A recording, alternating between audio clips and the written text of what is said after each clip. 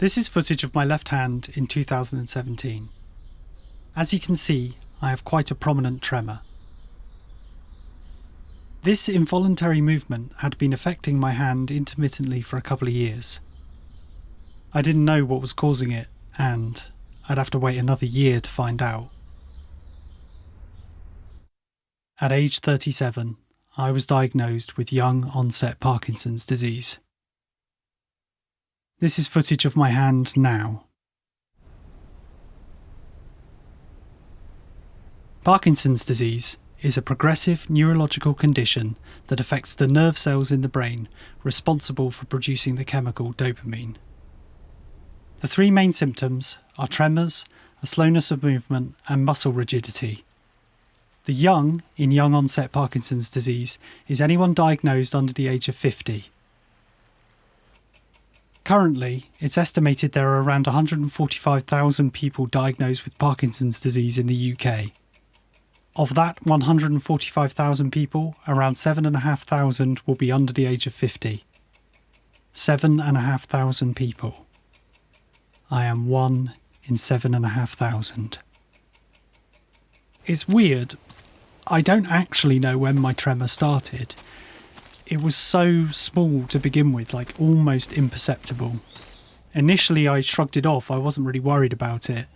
I certainly didn't think I needed to investigate it, and I guess I figured it would somehow sort itself out eventually. Then this one day I was sat at home editing, watching back footage I'd shot the day before. There was like this weird rattling sound on it. It was really clear on everything I'd shot. I had no idea what was causing the sound, but I knew it meant I'd have to go and reshoot.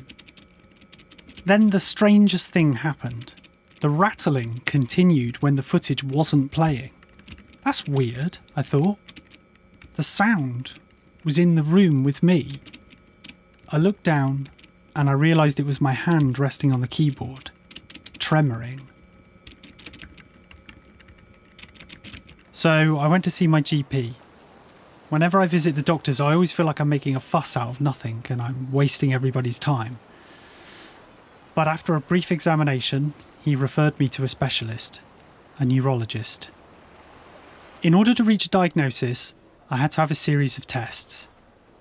These range from an MRI, not my favourite, a physical examination, touch your fingers on your left hand to your thumb one by one, blood tests, I'm fine with needles, and a DAT scan, surprisingly relaxing compared to the MRI. For the DAT scan, I had to be injected with mildly radiated iodine. The iodine would show up my dopamine receptors in my brain. The neurologist told me that a healthy dopamine receptor looks like a little blob with a tail. An unhealthy one is missing the tail. Okay, this feels a bit weird to show, but here goes nothing. This is my brain. As you can see, the blob on the right has no tail. The right-hand side of your brain controls the left-hand side of your body and vice versa. The neurologist warned me that the tail on my left dopamine receptor was looking faint, and therefore eventually my right side may tremor too.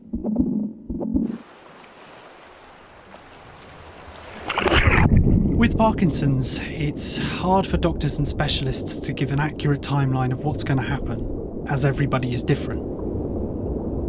If you read all the information available, the general consensus seems to be you have around 10 good years from diagnosis to things becoming more difficult.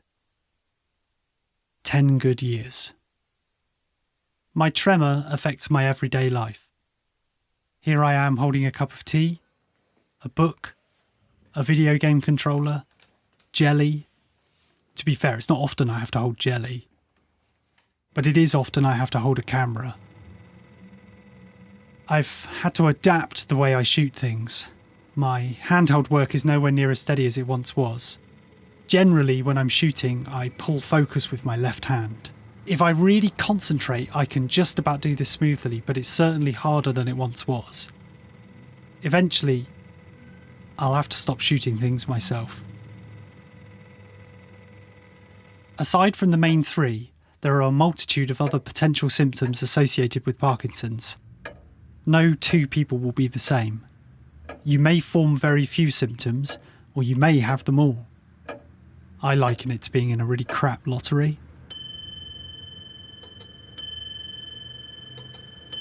Currently, I'm able to manage my symptoms with a good diet and exercise. Oh, wait, no, sorry, I misread that. Currently, I'm able to manage my symptoms with a relatively good diet and some exercise, but I still have symptoms alongside my tremor. I definitely have bouts of very low energy. I get really tired. Yet, curiously, I have real trouble sleeping. One extremely tiny benefit is I no longer need an alarm clock, but I'd happily trade this in for just one good night's sleep. One symptom I read about was finding yourself more emotional, being more susceptible to crying. I read that and thought, no, that's not me. Then one day I was showing some students a scene from Jackie Chan's Police Story. I was explaining how incredible I thought it was that Jackie was willing to risk his life clinging to the side of a bus for our entertainment, and, well, I pretty much burst into tears there and then in front of 100 students. So yeah, apparently I cry more easily at things. I mean, I think I've always been a bit of a softie, but these days films, books, TV, theatre, music, they can really overwhelm me. I feel sad sometimes, and anxious other times, but thankfully these spells pass.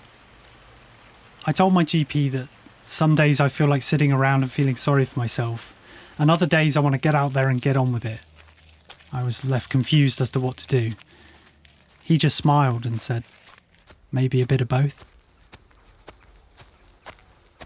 I'm really lucky. I have a wonderful support network of friends and family, as well as my GP, my neurologist, my PD nurse, my dog. I don't feel any different, but I've realised gradually my life has changed. Like tiny, incremental changes that taken on their own mean very little, but the cumulative effect is actually pretty substantial when I stop and really think about it. I was asked recently if I thought Parkinson's disease had ruined my life, and honestly, I've never thought about it in those terms. I've never questioned it really. I've always just tried to get on with it. But it hasn't. It hasn't ruined my life. I guess it's just changed it a bit. But I still feel like the same person. And for now, I'll take that as a win.